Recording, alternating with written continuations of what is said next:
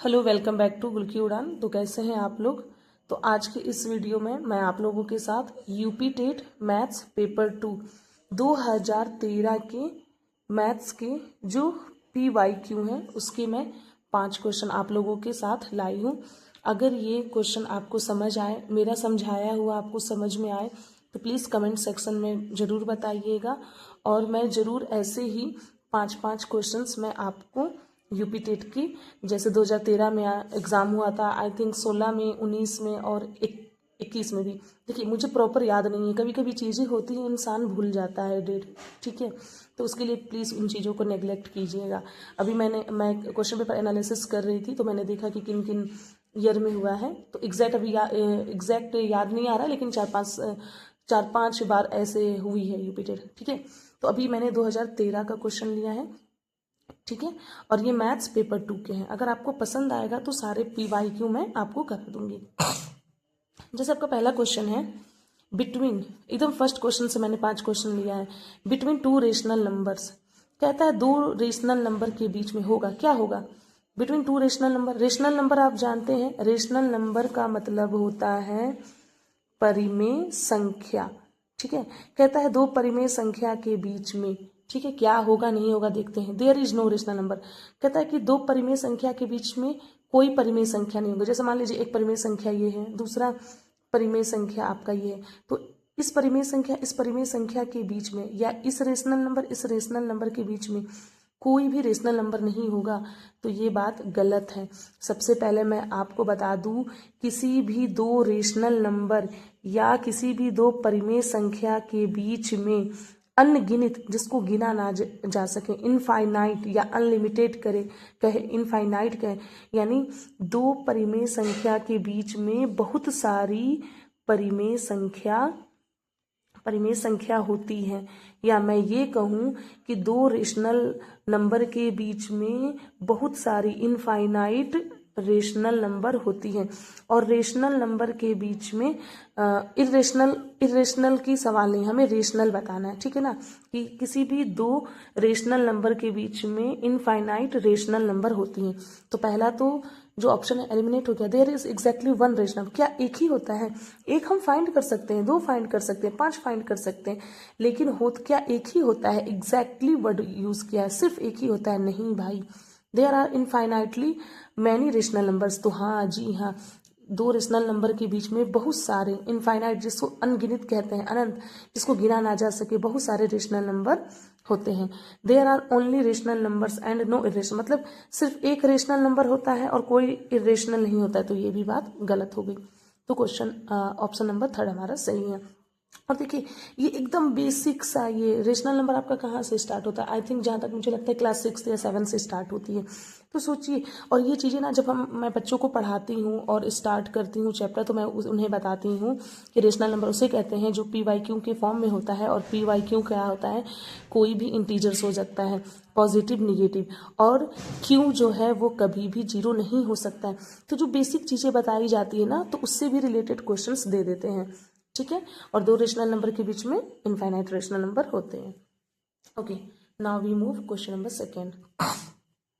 Question number 2 है, if the HCF of 65 and 170 is expressive in the form of 65m minus 117, okay, then the value of m is, okay बेटा, okay, कहता है कि 65 और 117 का जो HCF है, इसका जो भी HCF होगा वो किसके फॉर्म में है, 65m माइनस 117, यानी इसको सॉल्व करेंगे, 65m माइनस 117 इसको सॉल्व करेंगे। सॉल्व करने पे जो आएगा ना वो HCF हो जाएगा किसका, 65 और 117 का।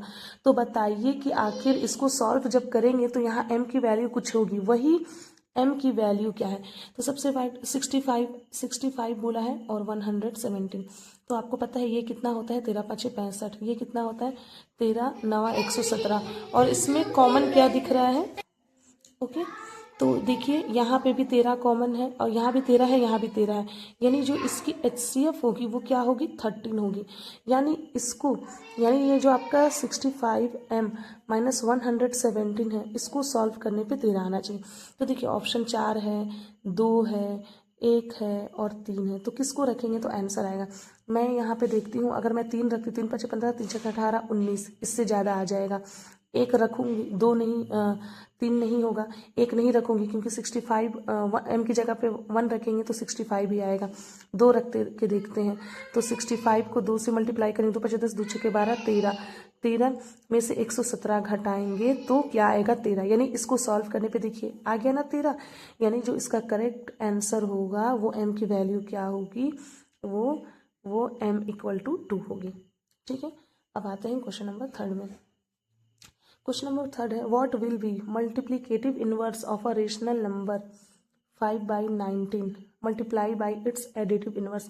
कहता है कि 5/19 को क्या करते हैं, मल्टीप्लाई करते हैं। एडिटिव इनवर्स का मतलब अगर जो नंबर प्लस में है तो माइनस में हो जाएगा, माइनस में तो प्लस में होगा, यानी इसी सेम यही नंबर होगा, बस इसका प्लस माइनस हो जाएगा। तो 5/19 का एडिटिव इनवर्स क्या हो जाएगा, -5/19। जब इसको मल्टीप्लाई करेंगे तो -5/25, सॉरी ये आपका हो जाएगा 5/25 और 19 या 361। ठीक है, तो ये आया। सवाल क्या पूछता है, what will be multiplicative inverse. कहता है कि 5/19 को मल्टीप्लाई करेंगे एडिटिव इनवर्स से, जो आएगा, जो आंसर आएगा, आंसर ये आया है, इसका मल्टीप्लिकेटिव इनवर्स क्या होगा। तो मल्टीप्लिकेटिव इनवर्स का मतलब इसका रेसिप्रोकल, यानी जो न्यूमरेटर है डिनोमिनेटर में जाएगा, डिनोमिनेटर जो है वो न्यूमरेटर में जाएगा। यानी 361 आपका ऊपर चला जाएगा और 25 नीचे आ जाएगा, और माइनस है तो माइनस तो आपका बरकरार रहेगा। यानी ऑप्शन नंबर ए -361/25। ठीक है, तो देखिए 381 वाला तो ऐसे ही एलिमिनेट होता है कि 19 को 19 से मल्टीप्लाई करेंगे तो 381 नहीं आता, 361, तो इन्हीं दोनों में से ऑप्शन होगा। तो हमने सॉल्व भी कर दिया। एलिमिनेट करना भी आपको आना चाहिए कि ये दोनों एलिमिनेट हो रहा है। ठीक है, अब हम लोग आते हैं नेक्स्ट पर। देखिए क्वेश्चन नंबर 4 है। क्वेश्चन नंबर 4 है सिंप्लीफाइड वैल्यू ऑफ। इसको आपको सॉल्व करना है। तो देखिए कुछ लोग इसको कैसे सॉल्व करते हैं, इन दोनों नंबर को मल्टीप्लाई करेंगे, फिर माइनस इन दोनों को मल्टीप्लाई करेंगे, फिर कट छट करेंगे, फिर इसमें माइनस करेंगे। नहीं भाई, इतना नहीं करना, एग्जाम में इतनी टाइम नहीं होती। देखिए ये नंबर क्या है, सेम है, तो क्या हम कह सकते हैं ये 4.7 का होल स्क्वायर हो सकता है। देखिए एग्जाम में ये आपको, ये वाली बात आपको लिखनी नहीं है, मैं समझाने के लिए आपको बता रही हूँ। -4.3 और 4.53 सेम है, तो क्या हम इसे कह सकते हैं 4.43 का होल स्क्वायर। और नीचे पे क्या नंबर है 0.94, और ये जो नंबर जैसे है उसी तरह हम लिख देते हैं। ठीक है, एग्जाम में आपको ये स्क्वायर लिखने की जरूरत नहीं, बस आप ऐसे ही देख लेना 5.47 5.47, तो इसका स्क्वायर हो जाएगा। इन दोनों को अगर मैं a मान लूँ तो a स्क्वायर हो गया, अगर इन दोनों को मैं एक को b मानती हूँ तो ये b स्क्वायर हो गया, तो a स्क्वायर b स्क्वायर हो गया। या इसे ही देख लीजिए, ये a हो गया तो a का स्क्वायर, ये b हो गया तो b का स्क्वायर। आपको फॉर्मूला पता होना चाहिए, बिना फॉर्मूले का नहीं होगा। a square minus b square का जो फॉर्मूला होता है वो होता है a plus b a minus b। ठीक है, तो a प्लस b के हिसाब से 5 + 4 7 + 4.53, एक ब्रैकेट में, दूसरी में a माइनस b का मतलब 5.47 - 4.53। ठीक है ना, और 0.94 है। इस वाले पार्ट को अभी मैं नहीं सॉल्व करती हूँ, इसको सॉल्व करके फिर इसको माइनस कर दूंगी। ठीक है ना, आपको समझ में आना चाहिए। इसको जब मैं ऐड करूँगी, अभी वाला ये वाला पार्ट मैंने लिखा नहीं है, आप ध्यान दीजिए, ये मत सोचिएगा कि मैंने ये छोड़ दिया है। तो इसको जब मैं ऐड करूँगी 7 3 10 का 0 हासिल 1, 5 9 10 का 0 हासिल 1, 5 9 1 10, यानी ये 10.00 का मतलब 10 हुआ, और इंटू नीचे में है 0.94, और इसको जब 5.47 इसमें हम माइनस करेंगे तो ये घट कर आएगा 0.94। अब इस वाली बात को मैं लिख देती हूँ 14.50 7.25, तो ये देखो ये और ये भाई कट गया। ठीक है, और ये 725 जो है पॉइंट से तो पॉइंट उड़ गया, 725 एकम 725 एकम 1, और ये 2 बार में कट जाएगा। ठीक है। यहाँ पे 10.00 का मतलब ये तो कट ही गया, 10.00 का मतलब ये बस 10 है, और यहाँ पे डिनोमिनेटर का 1 का वैल्यू नहीं होता है, -2 है, 10 में से 2 जाएगा 8। ये आंसर हो गया। मैंने ऑप्शन लिखा है, हाँ ऑप्शन लिखा है, ये हो गया आपका आंसर। ठीक है, देखिए इस वाले में मैं ऑप्शन लिखना भूल गई हूँ, इसको भी मैं समझाती हूँ। प्रॉफिट एंड लॉस, ये परसेंटेज का क्वेश्चन है, ये परसेंटेज से एक क्वेश्चन, प्रॉफिट एंड लॉस में भी परसेंटेज की यूज़, और आपका CISI में रहता है। मैंने परसेंटेज की 4-5 क्लासेस एकदम बेसिक से बताई है, उसका प्लेलिस्ट बनाया है। अगर आपको परसेंटेज की बेसिक नहीं पता है तो आप वहाँ जाकर देख लें। ठीक है। If the monthly salary of A is 20% more than salary of B। देखिए मैंने आपको बताया था मोर देन किससे, बी से यानी बी बेस है, बी की बात की जा रही है। सबसे पहले 20% की वैल्यू क्या होती है, 1/5।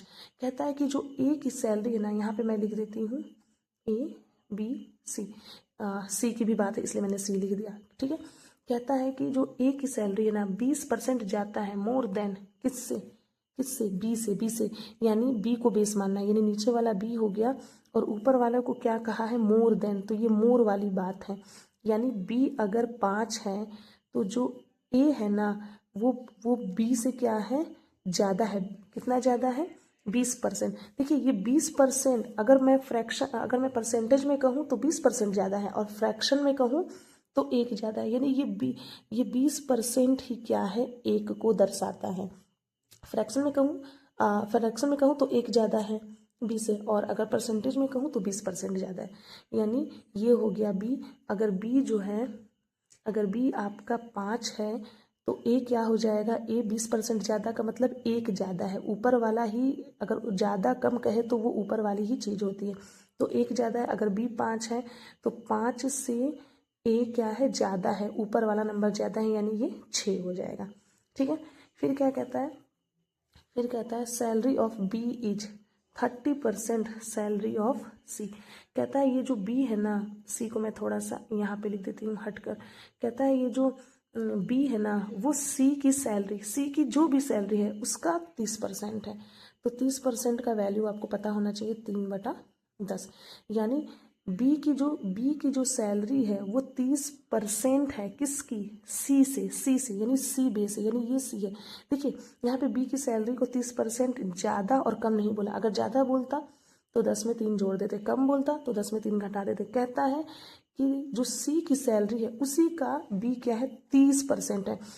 तो परसेंटेज में कहूँ तो 30%, फ्रैक्शन में कहूँ तो 3, यानी इसमें जोड़ना घटाना नहीं है, ऊपर वाली ही वैल्यू क्या है वो बी की हो गई।